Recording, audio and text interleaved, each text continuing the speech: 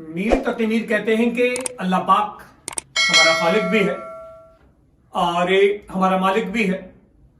हमें जिंदगी देने वाला वही है।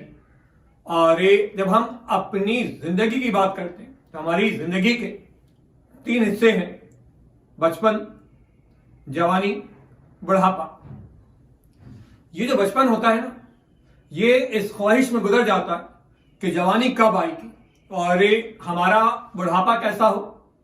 इस बात का फैसला हमारी जवानी करती है कि जवानी में अगर हमने मनमानी की है, अपनी मर्जी के तहत सब कुछ किया है, शैतान के रास्ते पर चले हैं, तो फिर बुढ़ापा बहुत मुश्किल में होगा। अफसरदा होंगे हम कि अल्लाह के पास जाने वाले हैं। अब क्या होगा, हमने अच्छे अमाल नहीं किए, नेक काम नहीं किए।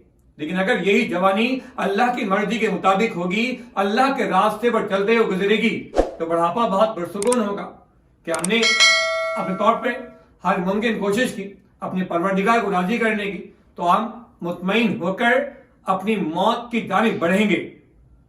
असल में ये जो जवानी है, इसमें हिम्मत भी होती है, हौसला भी होता है, जोश भी होता है और इंसान सारे बड़े बड़े कारनामे इसी उम्र में अंजाम देता है। इसलिए अल्लाह पाक को जवानी की तौबा बहुत पसंद है, जवानी की इबादत बहुत पसंद है।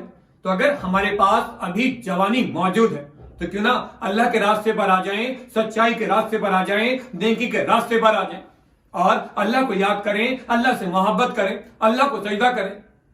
मौत एक हकीकत है और लाजमी नहीं कि बुढ़ापा आए। बचपन, जवानी, कभी भी मौत आ सकती है। तो इससे पहले कि मौत आ जाए, मौत का फरिश्ता आ जाए, जिंदगी हमारी मुट्ठी से निकल जाए और हमें परवरदिगार के सामने हाजिर होना पड़े, उससे पहले ही अपने अल्लाह पाक को राजी कर ले। मुकम्मल वीडियो का लिंक मौजूद है डिस्क्रिप्शन में। लाइक, शेयर एंड सब्सक्राइब कीजिए।